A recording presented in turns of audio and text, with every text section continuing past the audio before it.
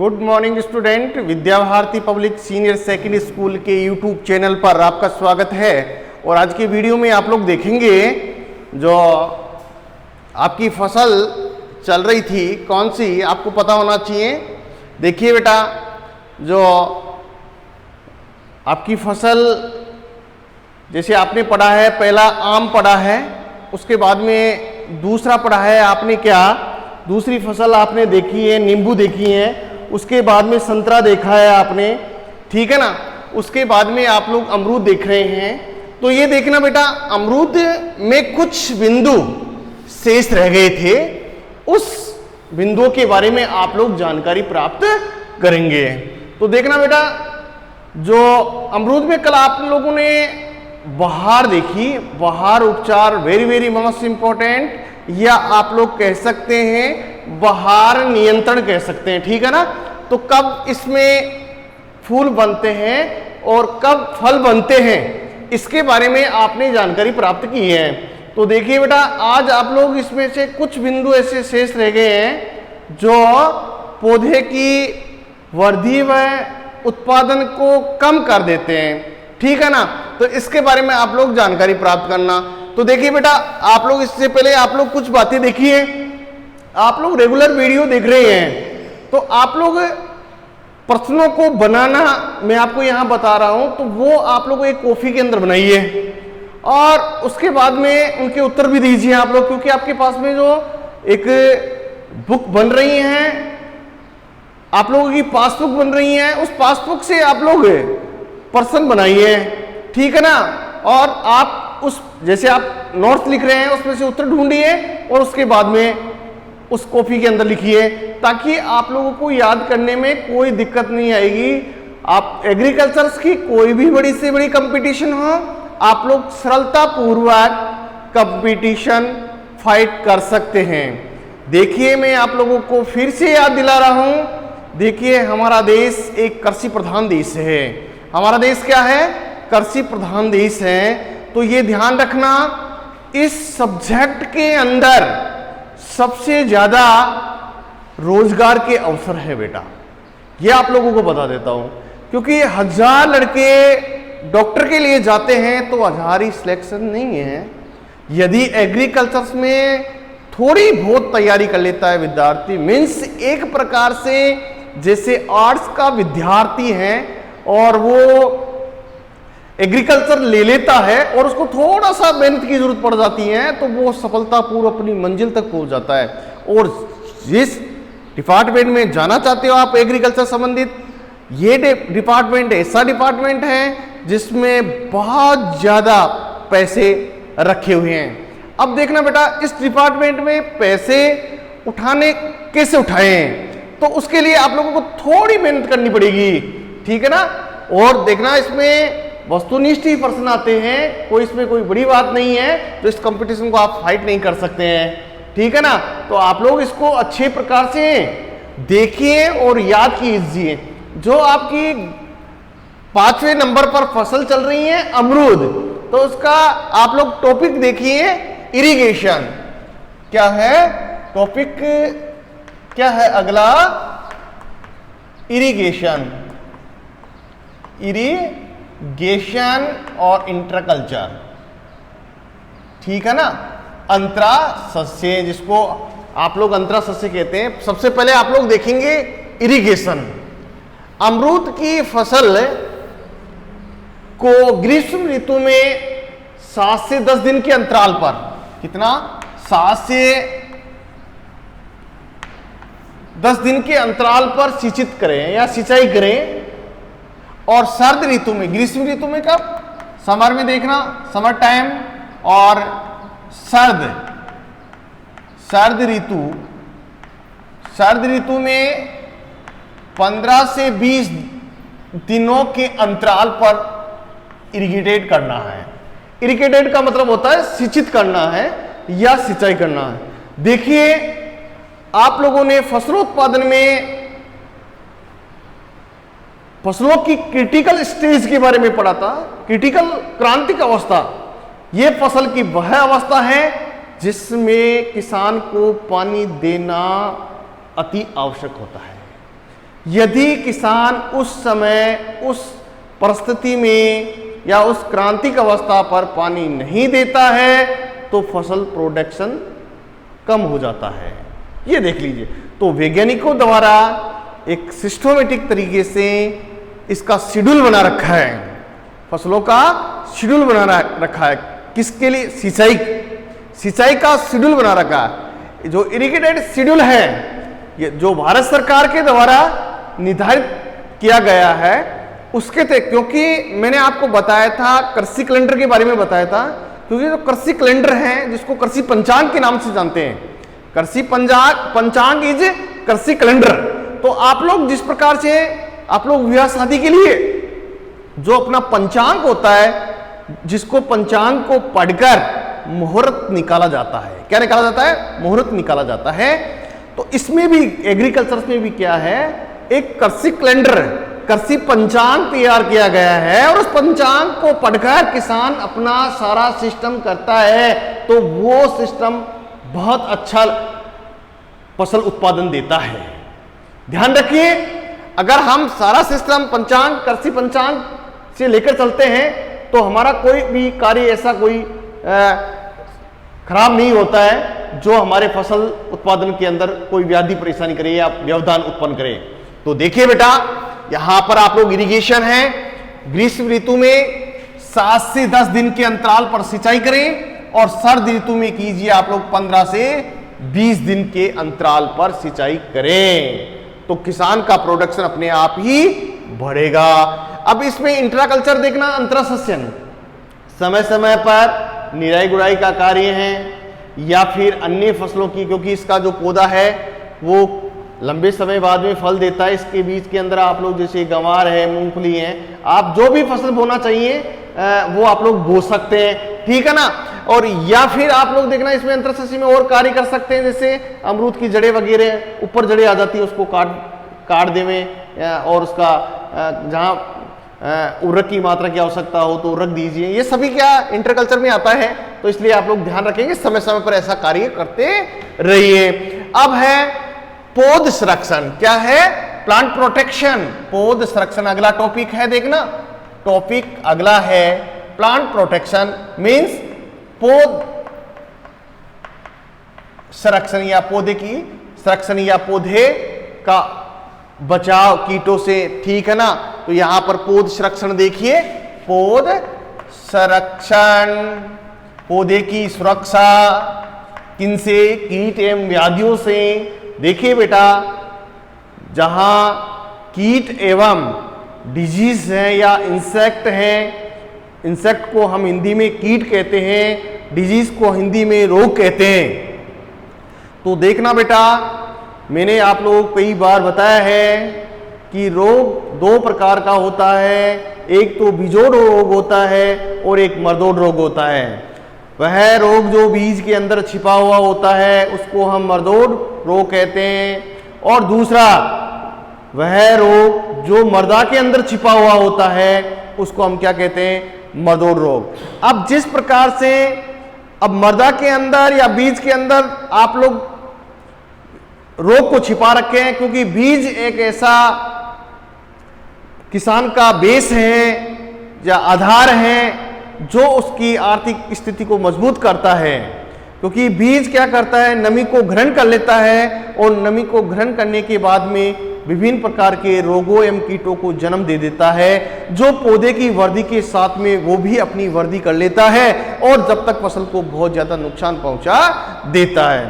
तो आज आप लोग इसके अंदर प्लांट प्रोटेक्शन के बारे में, जो प्लांट प्रोटेक्शन है उसके बारे में आप लोग जानकारी प्राप्त करेंगे कि इसमें कौन से तो कीट हैं और कौन से रोग हैं जो फसल को नुकसान पहुंचाते हैं। तो देखिए बेटा, आप देखना बेटा, आप लोग ये विकट परिस्थितियों के अंदर आप लोग जो ये कोरोना महामारी है उसके अंतर्गत आप लोग ऑनलाइन स्टडी कर रहे हैं और आप लोगों को इस प्रकार से हर बातें यहाँ क्लियर बताई जा रही हैं, तो इसका फायदा लें आप लोग।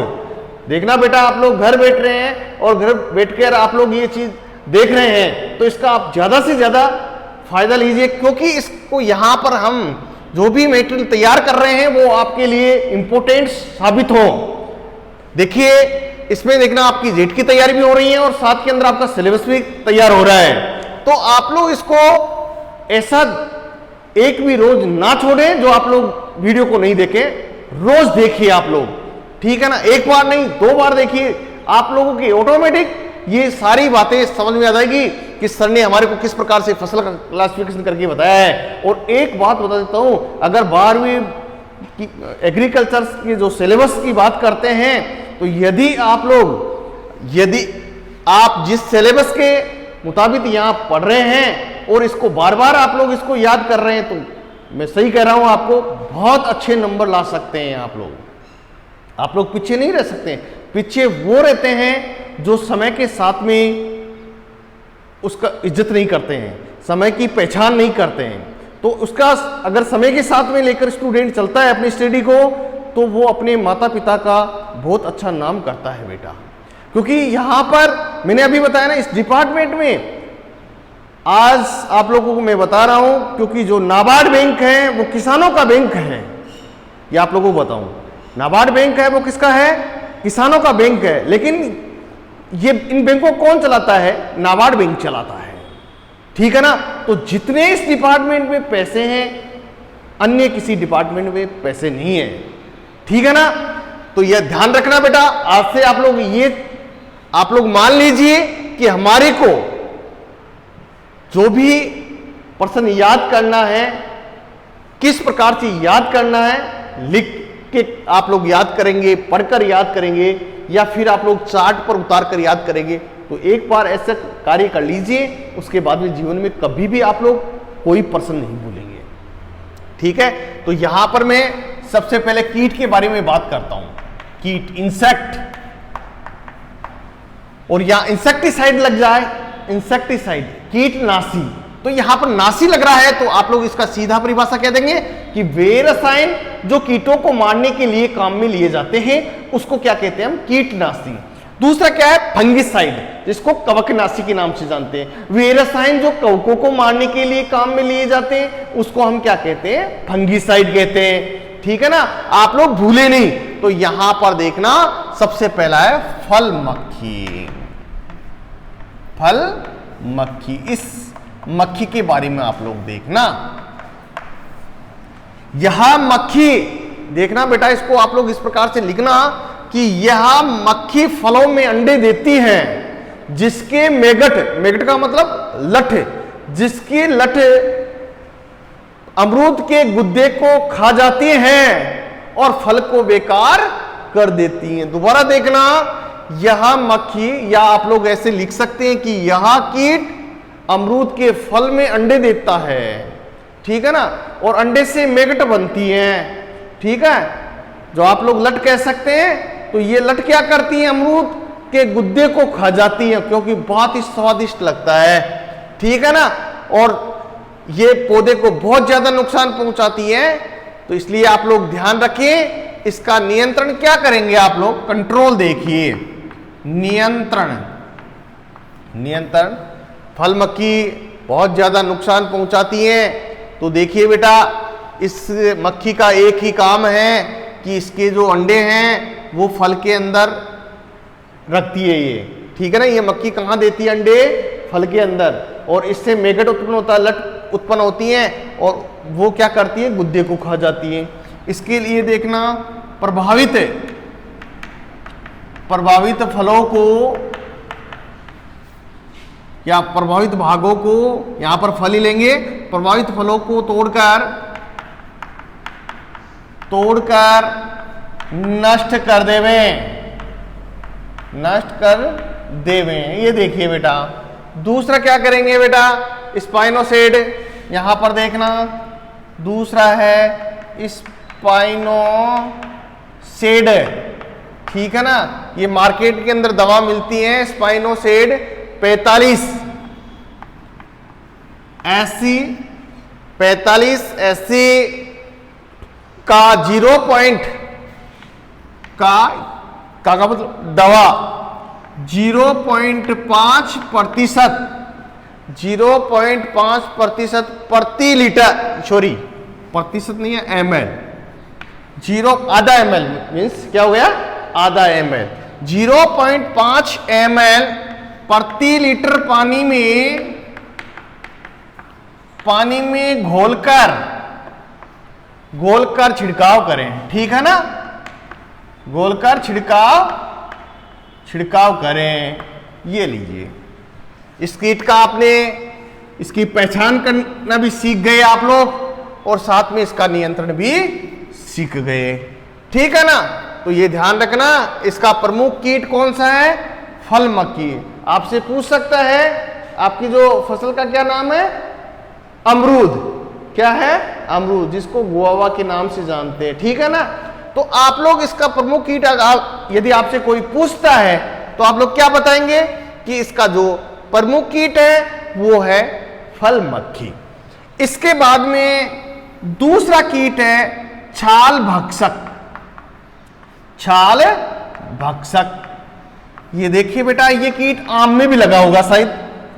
ये कीट आम में भी लगा था, याद होगा शायद, मैंने आम की फसल जो पढ़ाई थी आपको, तो इसमें मैंने बताया था छाल भक्षक। तो ये कीट क्या करता है? क्या करता है? पौधे के कोमल भाग व फलों को खुरच कर खा जाता है, या इसके साथ में इसका नाम है कि पौधे की छाल खुरच कर खा जाता है। जो कोमल भाग होते हैं उसको क्या करता है? ये खुरच कर खा जाता है, और तने में सुरंग बना देता है। और तने में क्या बना देता है? छिद्र बना देता है, होल बना देता है। अब देखिए बेटा, ये ऐसा कार्य कर रहे हैं तो आप लोगों को नियंत्रण क्या करना होगा? नियंत्रण देखिए, नियंत्रण क्या करना होगा आपको कि आप लोग रुई में क्या करना है? रुई को पेट्रोल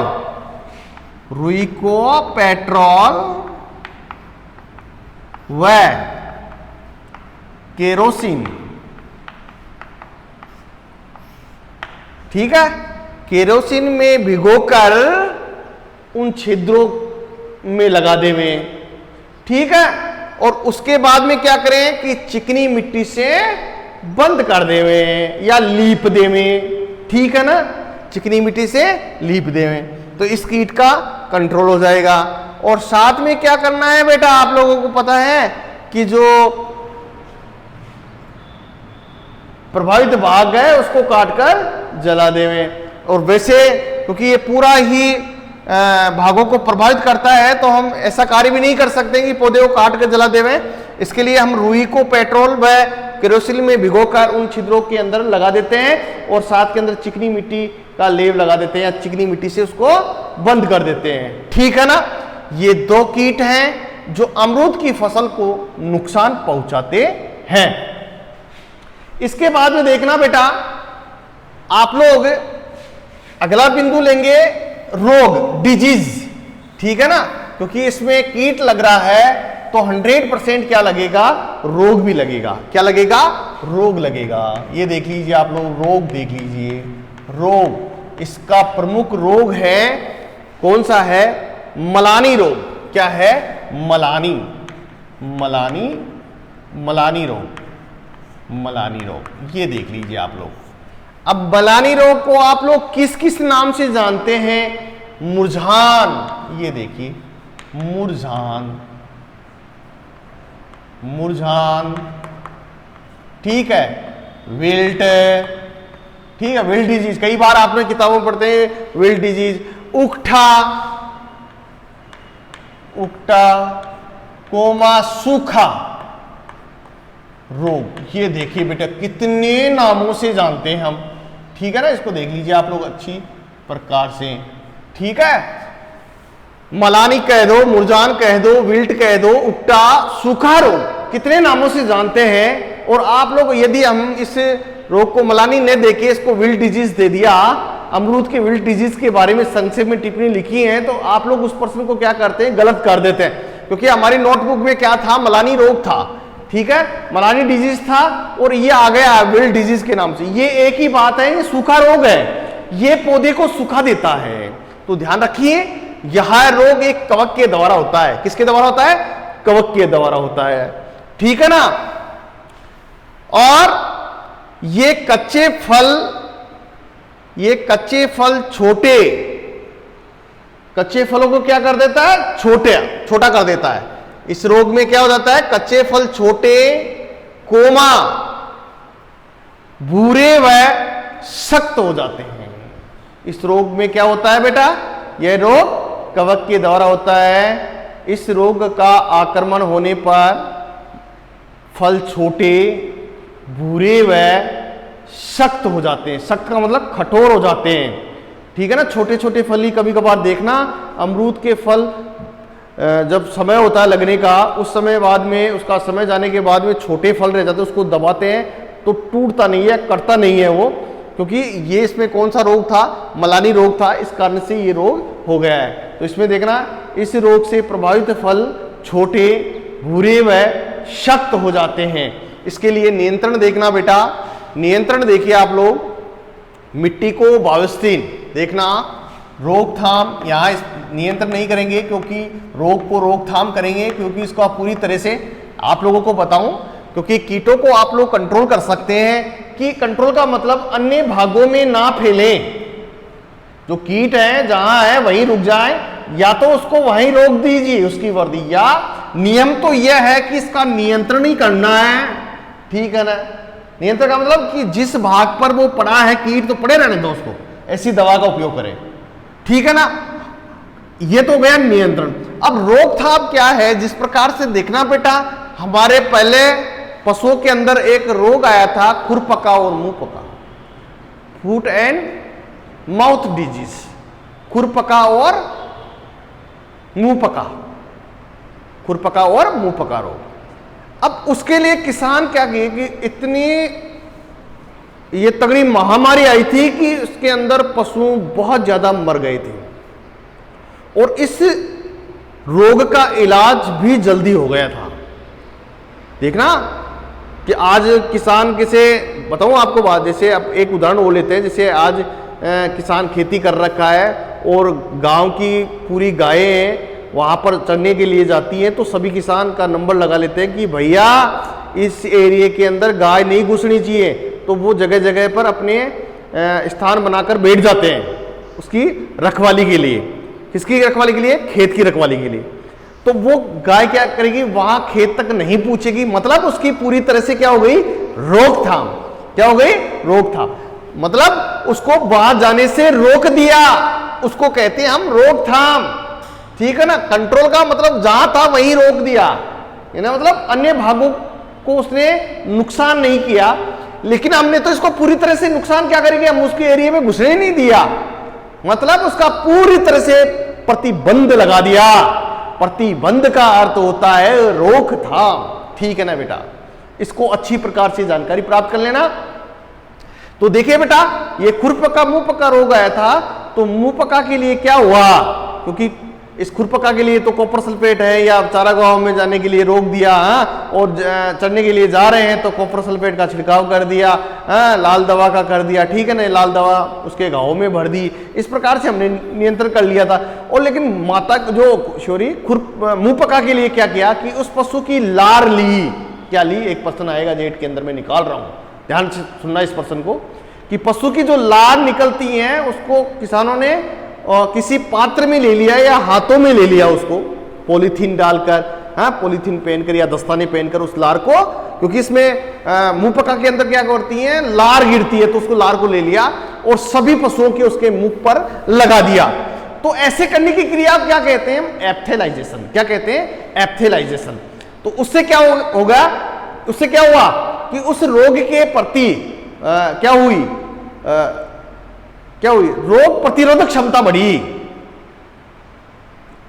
समझे आप लोग कि हमने एप्थेलाइजेशन की क्रिया की, ऐसा करने से क्या हुआ कि उस रोग के प्रति उसकी एंटीबॉडीज हुई, रोग प्रतिरोधक क्षमता बढ़ी उसकी, और ये रोग तुरंत प्रभाव से समस्त पशुओं में फैलने से रुक गया। ऐसी क्रिया को हम क्या कहते हैं, एप्थेलाइजेशन। ध्यान रखना, ये कई बार जेट के अंदर प्रश्न पूछा है, एप्थेलाइजेशन किसे कहते हैं, तो आप लोगों को पता होना चाहिए, ठीक है।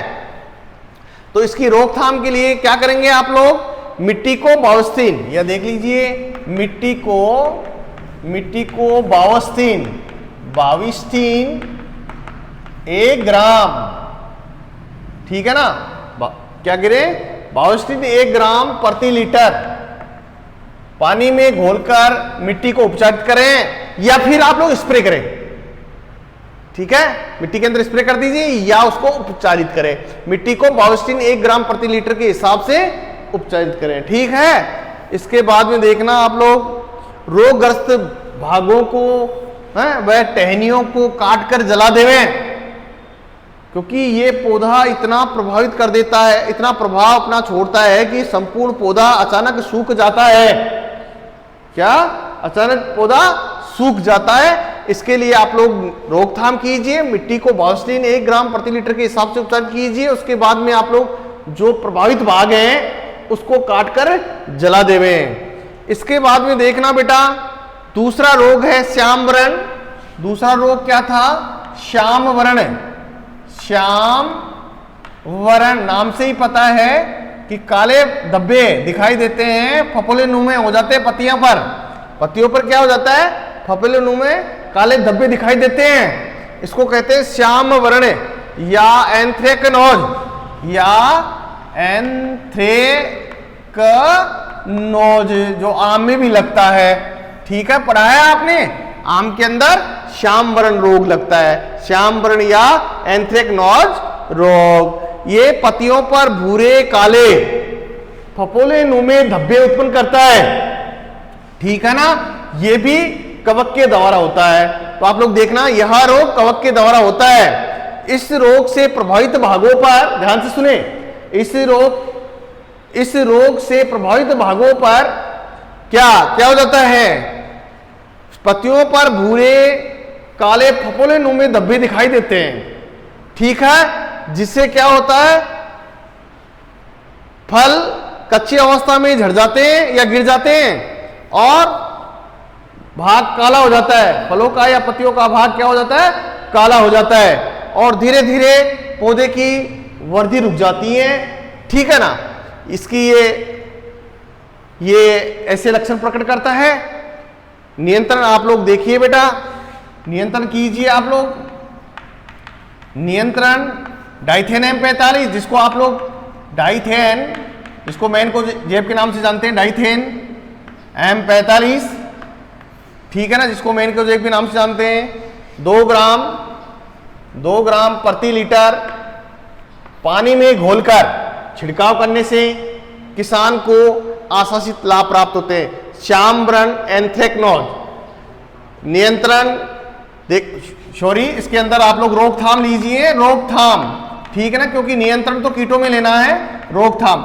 डाइथेन M45 2 ग्राम प्रति लीटर के हिसाब से पानी में घोलकर छिड़काव करें, ठीक है ना। तो ये देखिए बेटा, आप लोग जो चीजें आपको बताई जा रही हैं उसको कम से कम, कभी कभार क्या होता है कि श्याम व्रण जो रोग है उसमें नियंत्रण लग जाते हैं, कभी कभार ऐसा हो जाता है क्योंकि कुछ बिंदु ऐसे होते हैं जो दिमाग से निकल जाते हैं। तो इसको वापस देखना, इसको रोकथाम किया आपने तो, क्योंकि कीटों में नियंत्रण किया जाता है और रोगों में क्या किया जाता है, रोकथाम किया जाता है कि हमारी फसल के अंदर ये रोग पूरी तरह से प्रतिबंध होना चाहिए, आने वाली फसलों के अंदर या आने वाले वृक्षों में ये रोग नहीं लगे। तो देखिए बेटा, यहां पर ये 2 रोग थे, मलानी रोग और श्याम व्रण रोग। इसके बाद में आता है जस्ते की कमी।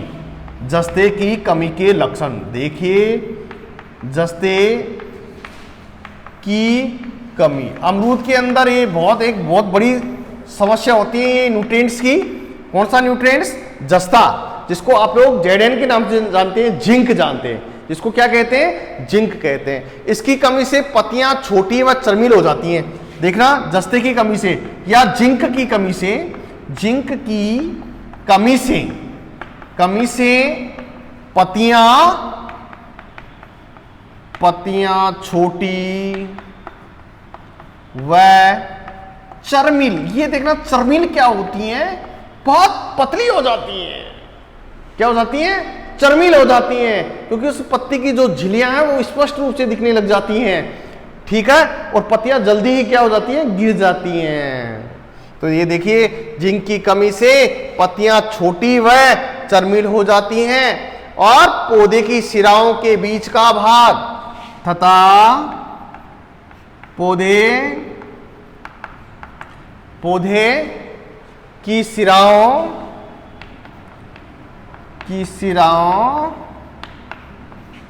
का बीच का भाग पीला पड़कर कई बार जेठ में प्रश्न बना हुआ है या बन सकता है। सिराओं का बीच का भाग पीला पड़कर ताम्र वर्ण का हो जाता है, तांबे के रंग का हो जाता है।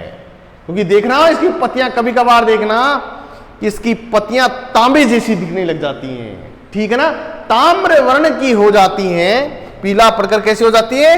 ताम्र वर्ण की हो जाती है, ताम्र वर्ण की हो जाती है, ठीक है। ये ध्यान रखना। दोबारा देखिए आप लोग, जस्ते की कमी के लक्षण।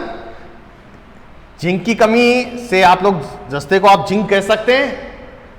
पत्तियां या आप लोग Zn से दर्शा सकते हैं इसको, क्योंकि इसका प्रतीक जिंक का प्रतीक है Zn, जस्ते का प्रतीक Zn। ये देखिए 2 N नहीं है, Zn है बेटा, ये ध्यान से देखिए आप लोग, Zn। जिंक की कमी से पत्तियां छोटी व चर्मिल तथा पौधे की सिराओं का बीच का भाग पीला पड़कर ताम्र वर्ण की हो जाती हैं और पौधा सूखकर नष्ट हो जाता है या अपनी जीवन लीला समाप्त कर लेता है। अब देखिए बेटा इसका, क्योंकि जस्ते की कमी है तो इसका आप लोग क्या करेंगे, जस्ते की कमी में क्या करेंगे, नियंत्रण करेंगे कि क्या करना है। नियंत्रण में देखना आप लोग, जस्ते में क्या करना नियंत्रण, आप लोग जिंक सल्फेट क्या करेंगे, zinc sulphate 6 gram zinc sulphate, ये मार्केट में मिलता है जिंक सल्फेट के रूप में। जिंक सल्फेट 6 ग्राम, ठीक है ना, और वह भुजा हुआ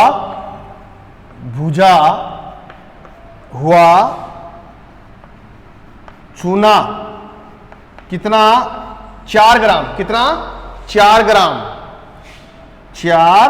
ग्राम, ये मात्रा देख लेना। जिंक सल्फेट तो कितनी 6 ग्राम, और वह भुजा हुआ चूना कितना 4 ग्राम। 1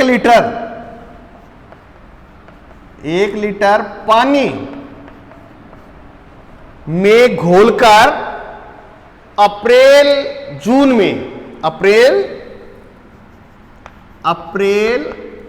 ये देखिए बेटा यहां पर अप्रैल जून माह में छिड़काव करें। ये देखिए आप लोग, ठीक है ना। यदि जस्ते की कमी हो जाती है, और ये ध्यान रखना अमरूद में ये एक बहुत बड़ी समस्या होती है जिंक की, तो जिंक की कमी से पत्तियां छोटी व चर्मिल हो जाती हैं तथा पौधे की सिराओं का बीच का भाग पीला पड़कर ताम्र वर्ण की हो जाती है। मीन्स ताम्र वर्ण का मतलब तांबे के रंग के समान हो जाती है। वेरी वेरी मोस्ट इंपॉर्टेंट है। कई बार इसके अंदर पूछ लिया जाता है कि नींबू की जो पत्तियां हैं वो पीली पड़कर ताम्र वर्ण की हो जाती है, किसके कारण होती है, किसकी कमी से हो जाती है, Zn की कमी से हो जाता है। ध्यान रखना, प्रश्न पूछ सकता है, 100% प्रश्न आ सकता है इसमें। इसके नियंत्रण के लिए आप लोग जिंक सल्फेट 6 ग्राम, वह भुजा हुआ चूना 4 ग्राम 1 लीटर पानी में घोलकर उसको अप्रैल जून माह में छिड़काव कर दीजिए। तो ऐसा करने से किसान को आशाचित लाभ प्राप्त होगा। इसके बाद देखना बेटा तुड़ाई, क्या करना ही है, तुड़ाई देखिए आप लोग। इसका अगला टॉपिक है तुड़ाई करना, हार्वेस्टिंग।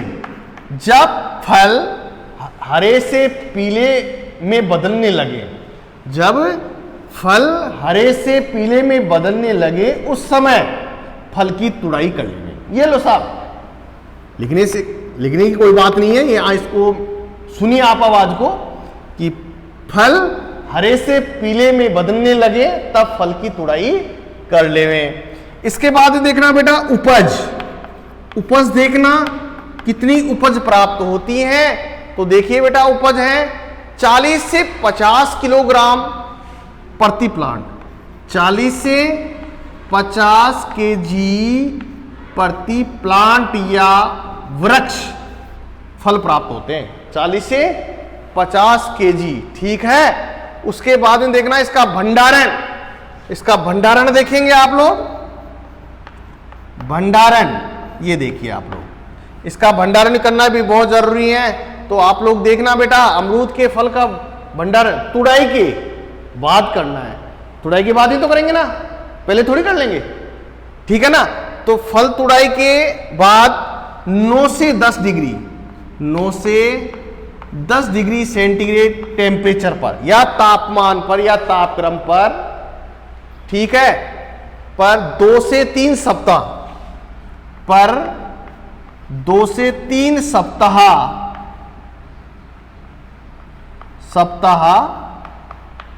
तक भंडारित कर सकते हैं।